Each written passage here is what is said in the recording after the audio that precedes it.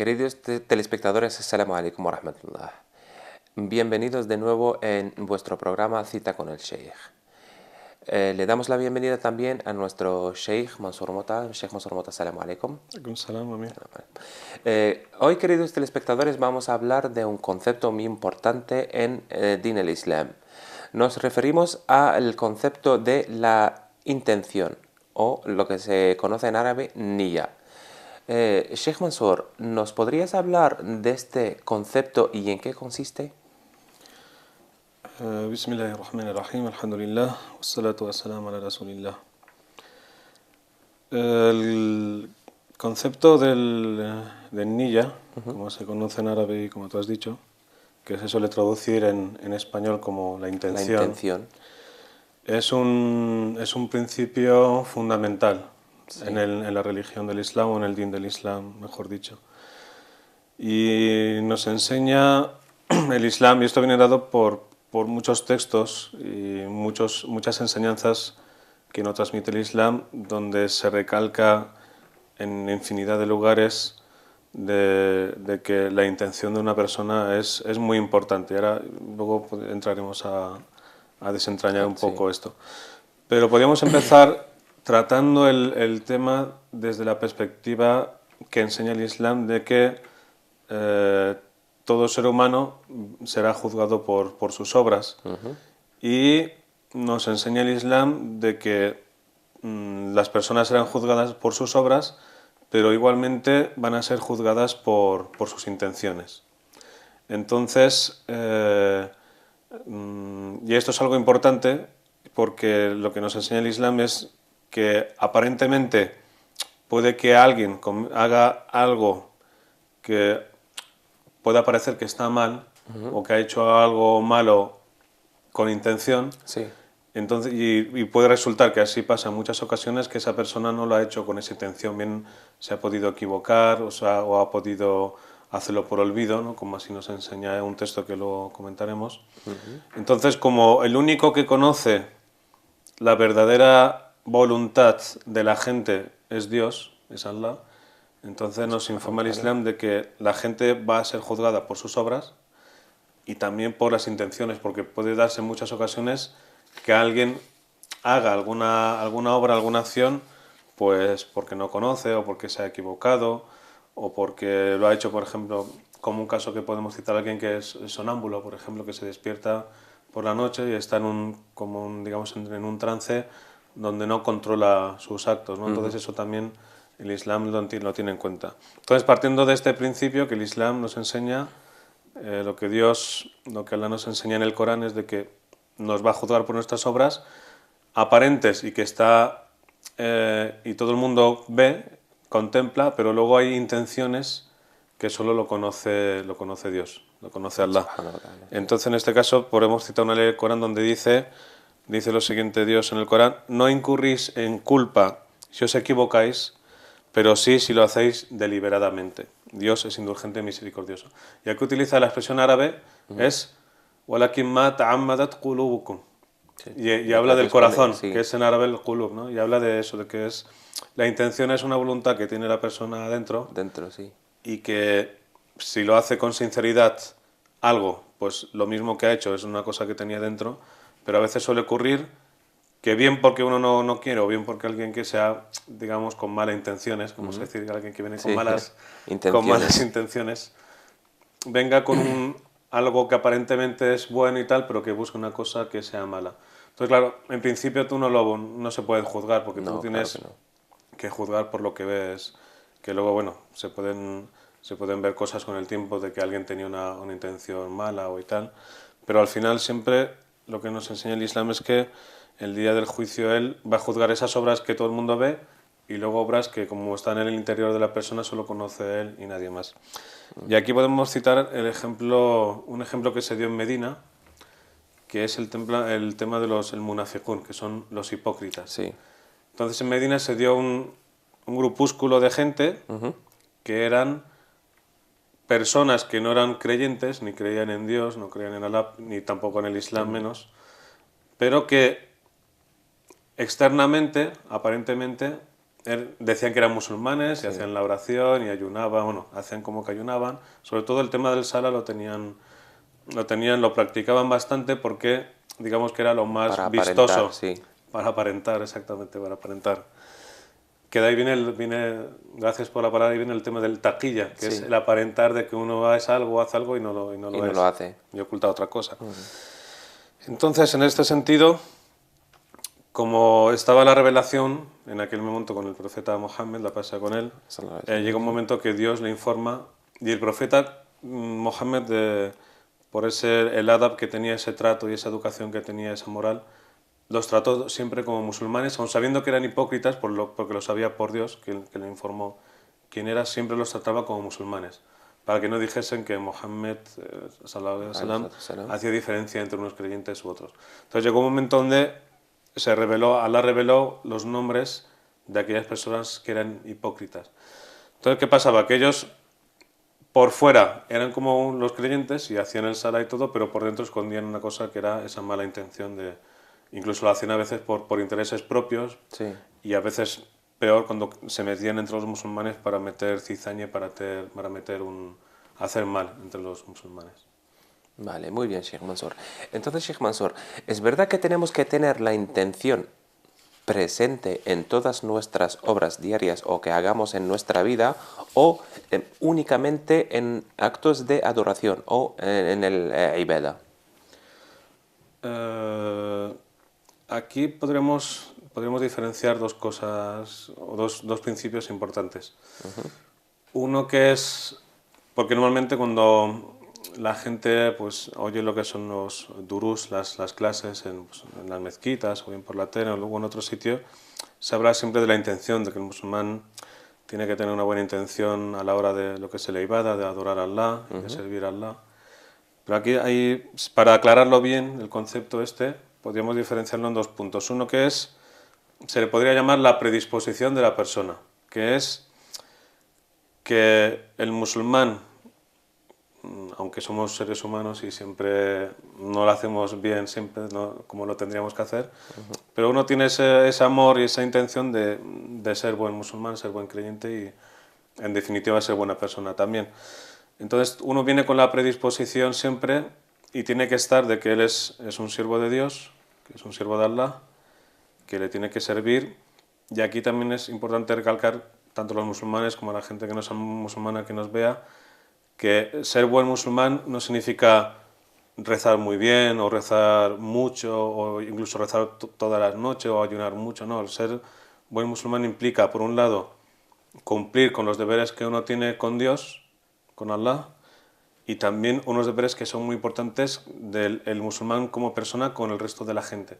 Es decir, tiene que ser una persona leal, que tiene que tratar a la gente de buena manera, que tiene que ser tolerante, que tiene que ser a veces pues tener esa misericordia con la gente, tener buenas palabras, tratarlos correctamente y eso también forma parte de ser buen creyente. No solo Claro, vale sí. el que uno sea muy bien, haga mucho salá, haga muchas oraciones. Pero en la vida cotidiana ya se comporta completamente de forma distinta a lo que nos enseña el Islam. Claro, y eso es lo que, por desgracia, y a veces con razón, pues gente que a lo mejor no conoce el Islam o los musulmanes diga, bueno, esta Juzga, sí. persona hace tanto salá y hace tanto tal, y luego, por ejemplo, se porta muy mal Sí. con la gente. Y eso hay que decir que un musulmán que es así, que hace mucha oración, que ayuna mucho, que hace muchos ibadat, muchos actos de adoración y luego no respeta a su vecino, no trata bien a la gente, utiliza malas palabras, es mal hablado, la mitad de su din está mal. Incluso puede incurrir en cosas que a Dios no le gustan. Entonces, en este caso es importante también tenerlo en cuenta lo que tú has citado. Además, porque hay un hadith también, un dicho del profeta Muhammad, le pasa con él muy bonito, que dice que le llega una vez, y además es completamente con lo que viene a nuestro tema, que es la intención. En un hadith, en un dicho del profeta correcto, que es sahih, nos dicen que vino una persona o se le informó al profeta Muhammad sallallahu alaihi wasallam que había una mujer que hacía muchos ibadat, es decir, rezaba mucho y ayunaba mucho, leía mucho el Corán y sin embargo trataba mal a sus vecinos. Sí. Entonces aquí el profeta mismo dice, esta mujer va a acabar en el infierno. Ahí al final, Aún sí. a pesar de que era aparentemente muy buena creyente, muy buena. Sí. Y luego se le informó de que había una mujer que era normal, pues hacía su oración obligatoria, hacía lo mínimo que se le pedía, no hacía más, pero era una mujer que respetaba mucho, incluso si no recuerdo mal, incluso en el hadith se dice que a veces pues no actuaba, fallaba en alguna cosa de lo que se le iba a dar, pero que era sobre todo una persona que cuidaba mucho a sus vecinos y les trataba correctamente, siempre estaba al tanto de tenerles contentos, digámoslo así. Entonces, el profeta dijo, esta mujer va a acabar en el paraíso. Entonces, es un hadith muy esclarecedor y muy explícito que nos dice que aunque es importante el parte de la ibadat, La obra también. la obra, exactamente, que tiene relación con lo que es Dios o con Allah, Sí. también es muy importante la otra, porque al final es nuestro día a día con las demás personas. Entonces el Islam nos enseña que tiene que tener uno esa predisposición. En este caso, por ejemplo, tenemos un dua, una plegaria que nos enseñó el profeta Mohammed, la paz sea con él, que es una plegaria que uno hace cuando sale de casa. Y en esa plegaria además nos enseña esa predisposición que tiene que tener el musulmán, no solo con su din, sino además con la gente, ¿no? Por eso se llama de esa predisposición. Y es un dua que dice lo siguiente: oh Allah, me refugio en ti de extraviar o de ser extraviado, de cometer un error o de alguien lo cometa contra mí, de cometer alguna injusticia o que alguien la cometa contra mí y de cometer un error o de ser yo el objeto de ese error. Entonces, que empiezas, Allahumma inni a'udhu bika an adilla aw udalla, aw azilla aw uzalla, aw adlima udlama, aw ajhala o yujhala alay. Entonces, fijémonos aquí cómo el musulmán pide que eso, que tanto en su din, en su religión, por así decir, que en lo que sea con los tratos con las personas, tanto que él no sea la causa ni que alguien se lo cometa contra él. Es decir, que yo no quiero cometer injusticia contra nadie, pero que tampoco la cometan contra mí. O que yo cometa un error o que alguien lo cometa contra mí. Ni tampoco extraviar a alguien del camino ni que nadie me extravíe. Entonces, esa predisposición, que al final es esa nilla de intención de decir, porque al final ese es un nilla cuando uno sale de casa, Claro. pone no solo el hecho de hacer un dua de, bueno, que a veces no caemos como musulmanes, no nos damos cuenta, a veces aprendemos el azkar, las invocaciones y las plegarias, pero sin meditar realmente la importancia que tiene cada cosa, cada una de estas plegarias. Y aquí lo que nos enseña es esto de tener esa predisposición. Y también nos enseñó bueno, hay muchas, también esa predisposición cuando el profeta Mohammed nos cuenta en un hadith, cuando vino el ángel Gabriel, Jibril, alayhi salam, la pasa con él, y preguntó al profeta sobre el ihsan, sobre la mejor manera de adorar a Allah. Y el profeta le dijo lo siguiente: el ihsan, o la mejor manera de servir a Allah, es que tú le sirvas como si le vieras, porque aunque tú no le ves a él, él sí que te ve a ti. Entonces también es esa predisposición y ese niyya. Y luego por otro lado está ya, que es esa, por un lado la predisposición y por otro lado también ya tener una niyya específica, una intención específica para cada acto. Por ejemplo, cuando uno va a hacer la oración, o cuando va a ayunar, o incluso cuando va a trabajar, que tiene su intención que es para traer el sustento a su casa. Y incluso nos enseña el Islam, y esa es la magnificencia que tiene el Islam, que incluso en cosas que son del día a día, como ir a trabajar, etcétera, se convierten en recompensas para la persona, porque pone esa intención de que lo que va a hacer es por un fin que le agrada a Dios, que le agrada a Allah. Subhanahu wa ta'ala. Sheikh Mansour, como acaba de decir, ¿es necesario pronunciar la niyya o solamente pensarla? O si existe alguna forma de mostrar esta niyya o solamente con las invocaciones. Esa también es buena pregunta, Porque la gente pasar, sí. sí. No es obligatorio tampoco, porque no hay. Si ponemos el ejemplo del Salah, por ejemplo, no hay ningún texto, no hay ningún nas que se llama un hadith, alguna ley que nos diga que cuando uno va a hacer el salah diga voy a hacer el salah. Sí, o voy a hacer la ablución con la intención de realizar la oración Exactamente. de las... O sea, Sí, no tenemos, en este caso, por ejemplo, no existe. Eh, hay gente que lo hace, a lo mejor puede que lo haga alguien, pero no, bueno, no es que esté mal, pero tampoco es bueno hacerlo porque tampoco hay un texto que diga que uno tiene, que porque el problema es que con el paso del tiempo, si uno se acostumbra a hacer algo que en principio no tiene una base, se le da a entender a los demás que le escuchan o que le ven que eso forma parte del din. Y a lo mejor con el paso de años, pues viene a lo mejor la costumbre de decir, voy a hacer salat al-asr, voy a hacer la oración de la tarde o la oración de tal. Y no es obligatorio. no es obligatorio, Entonces solamente la intención pensarlo. es esa voluntad que uno tiene de dentro que le mueve a hacer una cosa. Entonces, con que tenga esa presencia de que él tenga esa voluntad a hacer algo, ya se tiene Ya se considera como niya. Exactamente. Vale. Muy bien. Entonces, Sheikh Mansur, o sea, podríamos citar textos, es decir, ayat o aleyas del Corán como las palabras del profeta o en su sunna y tradición de los compañeros y de los sabios del Islam nos indican esta importancia de la intención en la vida del musulmán o del musulmán, sí. Sí, aquí tenemos, como he dicho antes al principio del programa, hay muchos textos que nos hablan de la importancia de la intención, tanto del Corán como de la sunna del profeta Muhammad sallam, o de su tradición, y luego sobre todo ya de las primeras generaciones del Islam, y luego sobre todo ya lo que han dicho los sabios y lo que han ido configurando cuando bueno, han ido escribiendo y configurando lo que es la religión del Islam o el din del Islam.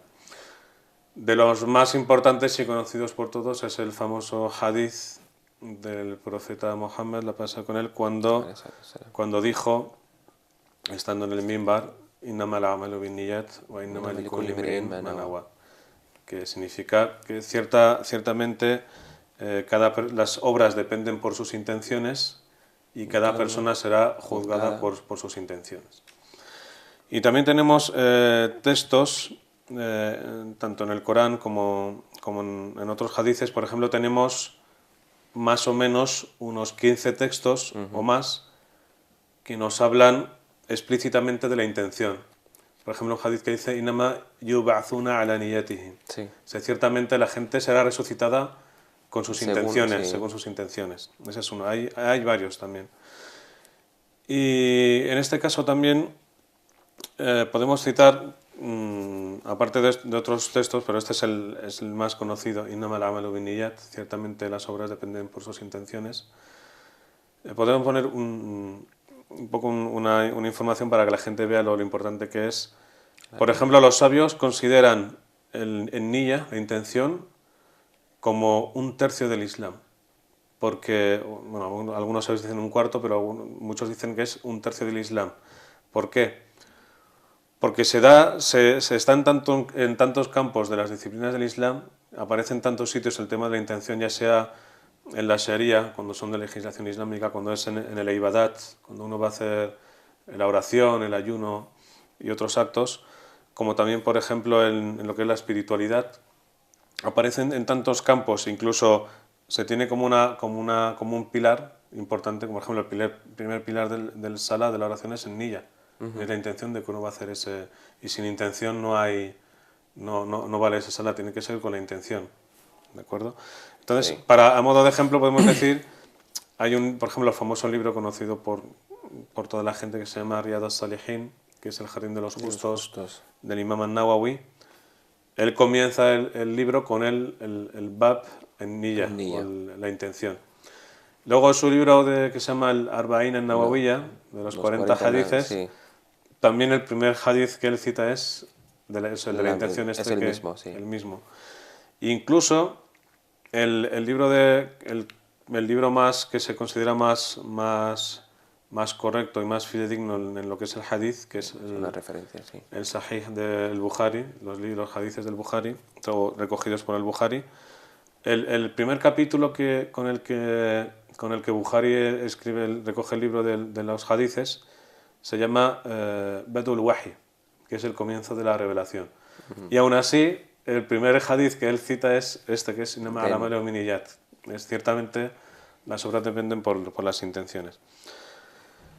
Y bueno, no podíamos extender mucho porque se ha hablado mucho de la intención y tiene muchos más pormenores y muchos más detalles, pero si nos quedamos con esto de que se habla tanto en el Corán como en el hadith, por ejemplo, también el hadith al que hemos hecho mención antes, que es de que Rufi al-Qalam, que es no se tiene en cuenta las obras de la persona cuando está dormida. Sí. Por ejemplo, una persona que no tiene todas sus condiciones mentales normales, o también aquella persona, es decir, el hadith dice no se tienen en cuenta las obras de estas tres personas, también hay otras, pero bueno, recogen estas tres. Una persona que está dormida hasta que se despierta, una persona que bien o no tiene condiciones mentales completas o bien está en una situación que no controla su razón, sí, razón o sus actos también, y una persona que ha hecho algo bajo coacción, que es el ikrah. Entonces, todas estas, una persona, por ejemplo, que se le haya obligado, por ejemplo, como pasó, se puede citar la historia de Ammar ibn Yasser, que es uno de los sahaba, un compañero del profeta, al que coaccionaron para que dijese, claro, torturaron a sus padres delante de él para que él renegase del Islam y dijese que otros dioses, que Allah no tenía, que no era el único Dios y que otros dioses existían y tenían poder. Entonces él hizo lo que se llama un acto de ridda, hizo un acto de apostasía, como diciendo que sí, que aceptaba a otros dioses y tal. Pero el mismo Corán nos dice, nos habla sobre el episodio de Ammar y nos dice, no importa aquel que haya hecho esto, es decir, que haya sido obligado a decir una cosa, wa qalbuhu mutma'innu bil iman, y su corazón está tranquilo con la fe, es decir, lo ha hecho bajo coacción, no es porque él quería. Entonces es un tema muy, muy amplio, pero tener presente de que es muy importante la intención en las obras y sobre todo esa predisposición de la persona en su día a día. Eso, muy bien, Sheikh Mansour. Hemos llegado ya al final del primer bloque del programa y ahora vamos a pasar al segundo bloque del programa. Queridos telespectadores, les recuerdo que nos pueden enviar sus preguntas a nuestro correo del programa cita con el sheikh @cordobainternacional.tv o también llamando al teléfono que aparece. También, si quieren, pueden escribir en la página Facebook del canal, que es Córdoba Internacional TV, canal Córdoba Internacional TV. Muy bien, Sheikh Mansour. Vamos a empezar con la primera pregunta que nos ha llegado a nuestro correo. Dice, Salamu alaikum, barakallahu fikum por vuestro programa. En algunos países islámicos sé que se suele sacar el azaque o zakat en el día de Ashura. Y la pregunta es, ¿por qué se hace en este día? ¿Hay alguna explicación? Y en lo relativo al dinero de zakat, ¿tengo que hacerlo en este día o en otro día que yo quiera? Barakallahu fikum. Muchas gracias. Bien, para responder a esta pregunta, podemos explicar a la gente que a lo mejor no tiene conocimiento con el Islam y se preguntará qué es el zakat. Primero, el zakat, hay un término que está en español, no se utiliza mucho porque no era muy conocido, se llama el azaque. Sí. El azaque viene del zakat. Y a veces se suele poner tal cual como el zakat, lo que es la fonetización de la palabra, se pone el zakat, o a veces se utiliza como el azaque, o a veces también se utiliza como la limosna obligatoria, que obliga el derecho islámico. Bueno, pero se entiende, es como para definirlo así rápido a la gente, es como un impuesto que Dios impone a cada persona. Esto es importante decirlo, no es una institución que persiga al musulmán, diga, oye, que tienes que pagar esto, sino que el musulmán sabe que es un dinero que tiene que dar y que eso es muy importante decirlo, es un derecho que tienen los pobres sobre el dinero de los ricos. Sí. Porque al final, como dicen los sabios, nosotros somos no poseemos, sino que somos un poco, como se suele decir, el dinero pasa por nosotros, pero nunca lo vamos a poseer, porque venimos a este mundo sin nada y nos vamos sin nada. Es decir, es todo un poco viene y va, pero las riquezas y todo cuanto existe es de Allah, porque Él ha creado todo cuanto existe y todas las riquezas del mundo. Entonces, en este caso lo que la legislación islámica obliga es de que esa riqueza que uno tiene, también no debe olvidar que él, aunque la haya obtenido, él no lo ha creado, no ha creado ni las riquezas ni nada por el estilo. Bueno, para hacer esta definición un poco sencilla, un tipo de una limosna un poco obligatoria por parte del Islam. Entonces sí que en algunos países de tradición islámica se suele sacar el zakat, se ha venido como una tradición de sacarlo el día de Ashura para dar este zakat. Aquí se podría decir, es importante aclararlo, que normalmente una de las condiciones para dar el dinero del zakat es de que el dinero haya traspasado un límite estipificado que se llama el nisab en árabe. Sí. Y cuando se haya sobrepasado ese nivel del dinero o ese límite, tiene que pasar un año completo por encima del nisab, de este límite. Sí. Si un día pasa el límite y antes de que pase un año ha bajado y luego vuelve, en el momento que baja se corta la cuenta. Se tiene que esperar otra vez a que suba otra vez ese nisab. Si lo traspasa, en ese momento se empieza a contar otro año. O sea que no es obligatorio todos los años sacar el dinero en un día concreto. A no ser que es una persona que tenga mucho dinero y ya sepa de entrada que todos los años tiene que dar ese dinero. Entonces ya no tiene que hacer cálculos, ya sabe que todos los años tiene que sacar. Entonces en este caso, si es una persona que ya todos los años va a sacar un dinero, tiene fundamento islámico, es decir, no está mal que a lo mejor se elija un día donde hay fadl, que hay una excelencia por parte del Islam, como es el día de Ashura, que es un día muy bueno, para que uno saque el zakat. Pero que no o sea, lo importante es que es lo que decimos siempre aquí, que no se tome como una obligación, porque no es una obligación que sea en Ashura o el día del Eid, islámicamente no está mal, pero lo suyo es que se hagan cálculos. Pero bueno, alguien que ya tiene mucho dinero, pues ya sabe que todos los años puede sacarlo, entonces, bueno, eligen Ashura porque es un día de bien.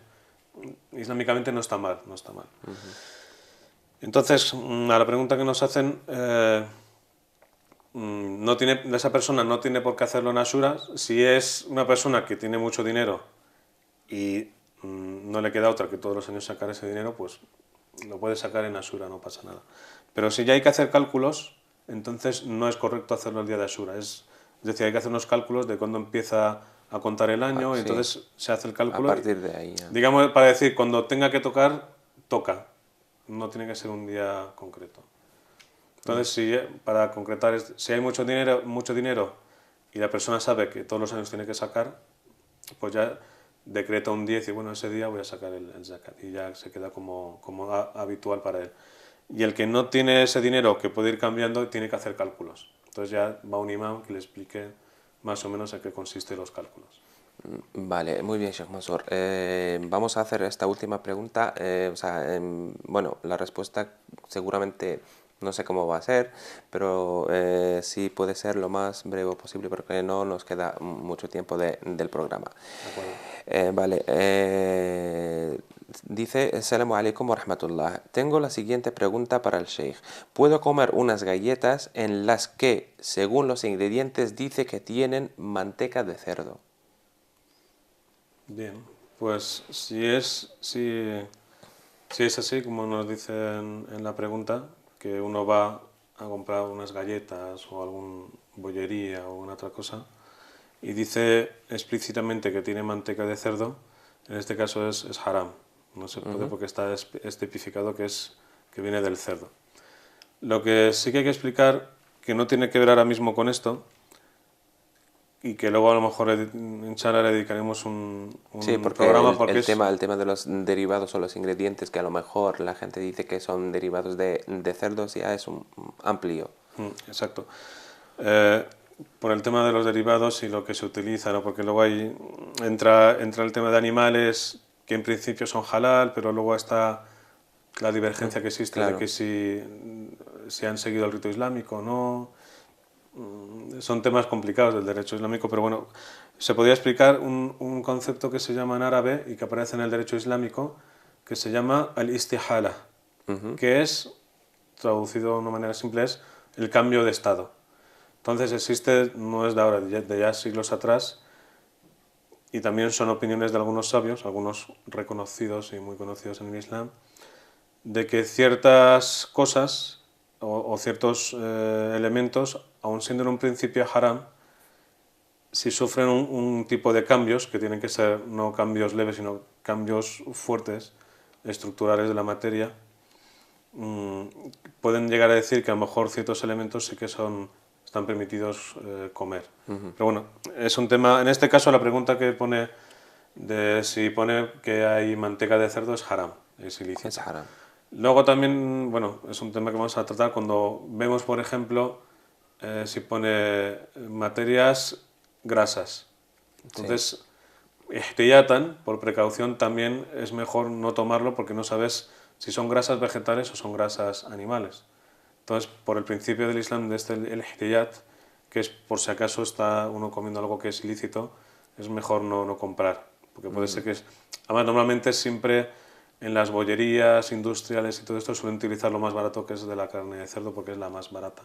Entonces, a la industria le interesa producir lo más barato para luego ganar más. Entonces, en este caso la respuesta es que es haram, se pone que es manteca de cerdo, pero luego el otro concepto lo explicaremos porque existe y a veces, por lo que ocurre siempre que explicamos aquí, que alguien diga, un sheikh me ha dicho tal y bueno, otro se me ha dicho tal, pero bueno, es importante conocerlo. Claro.